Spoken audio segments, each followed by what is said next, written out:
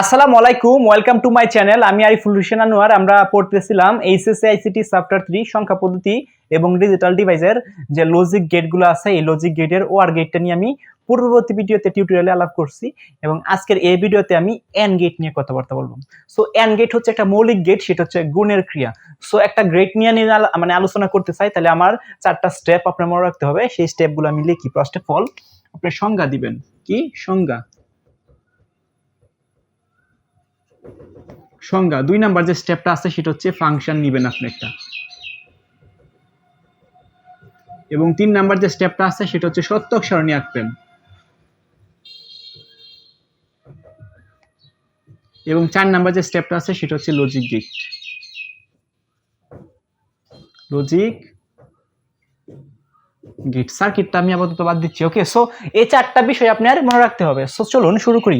যেহেতু এখানে and gate আছে, এন্ড গেট হচ্ছে একটা কিসের ক্রিয়া?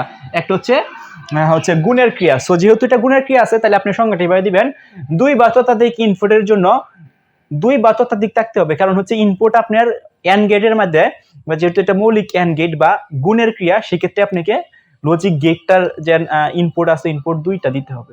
সো দুই বা ততোধিক ইনপুটের জন্য যে আউটপুট, সেটা হতে হবে গুণের ক্রিয়া, মানে মাস্ট বি, এটা মনে রাখতে হবে, গুণের ক্রিয়া। ঠিক আছে?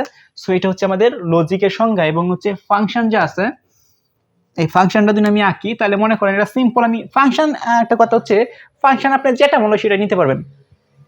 লাইক কি নাম নিবেন? ধরেন এ গুণন বি গুণন সি, অথবা এ ডট বি, হোয়াটএভার। ও আপনার সংখ্যা, মানে যে ফাংশন যেটা লিখবেন, এই ফাংশন সংখ্যা 2 বা ততোধিক নিতে পারবেন, বা 3 নিতে পারবেন, 4টাও নিতে পারবেন। বাট আমি অ্যাকচুয়ালি 2টা নিয়ে দেখাচ্ছি সিম্পলিফাই রাখার জন্য। সো আমি দুদিন মনে করেন এ ডট বি, এটা গুণ করলে আমরা কি পাইম?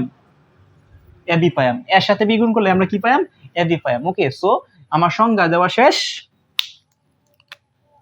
আমার ফাংশন লেখা শেষ, আমার অন্তত সত্যক সারণী রাখলাম। সো এই ফাংশন থেকে আমরা সত্যক সারণী ডেফিনেটলি আমরা রাখতে পারবো। আপনারা অবশ্যই অবগত আছেন, বা আমার ভিডিওগুলো যারা আপনারা দেখছেন, তাহলে দেখছেন যে আমি সত্যক সারণীগুলো আমরা কিভাবে আঁকি। ওকে, সো এখানে লোগা এখানে হচ্ছে এ বি, এখানে হচ্ছে কি এ বি। ওকে, সো সত্যক সারণীগুলো দিন আমরা আঁকি। প্রথমে কি দেওয়া লাগবো? একটা শূন্য, একটা ওয়ান, একটা শূন্য, একটা ওয়ান। তার মানে এখানে কি আবার 2টা শূন্য, 2টা ওয়ান। ওকে, এখন যেহেতু এটা গুণের ক্রিয়া আছে, গুণের ক্রিয়া যদি তাকে আমাদের কি করতে হয়? গুণের ক্রিয়া 2টা গুণ করতে হয়। তো 2টা যদি আমি গুণ করি, 0 সাথে 0 গুণ করলে কি হবে? 0। 0 সাথে 1 গুণ করলে কি হবে? 0। 0 সাথে 1 গুণ করলে হবে কি? 0। 1 এর সাথে 1 গুণ করলে কি হবে?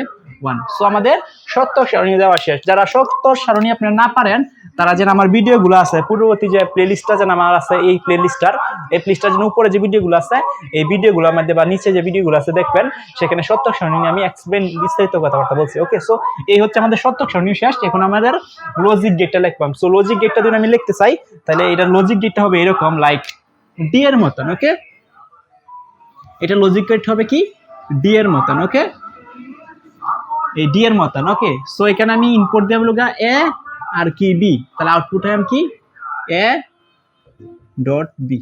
ওকে, সো এই হচ্ছে আমার এক্সপ্লেনেশন এন্ড গেটের। সো এই যে এন্ড গেটের এই 4টা যে বিষয় আছে, সংজ্ঞা দিবেন প্রথমে, ফাংশন, সত্যক সারণী এবং লজিক গেট, এবং সার্কিট একটা আছে লাস্টে। সো সার্কিট নিয়ে আমি আপাতত কথা বলতেছি না। যে সময় আমরা সৃজনশীল ব্যাখ্যা করবাম বা সৃজনশীল সমাধান করবাম, তখন যে সার্কিট আছে, সেখানে সার্কিটও এক্সপ্লেন করে দেব আপনাদেরকে। সো সিম্পলিফাই রাখার জন্য আমি এই 4টা স্টেপ একদম বেসিক্যালি, একদম বেসিক ভাবে বোঝানোর চেষ্টা করছি। এরপরেও যদি আপনার বুঝতে কোনো প্রবলেম হয়, তাহলে ডেফিনেটলি আমার এই ভিডিওর কমেন্ট বক্সে আপনারা কমেন্ট করবেন। আমি ইন্ডিভিজুয়ালি আবার একটা ভিডিও আপলোড করবো আপনাদের জন্য, যাতে যেভাবে বোঝানো যায়, অথবা লাইভ ক্লাসে বোঝানোর চেষ্টা করবো। তো সে পর্যন্ত সবাই ভালো থাকেন, সুস্থ থাকেন। দেখা হবে অন্য কোনো একটা ক্লাসে। আল্লাহ হাফেজ।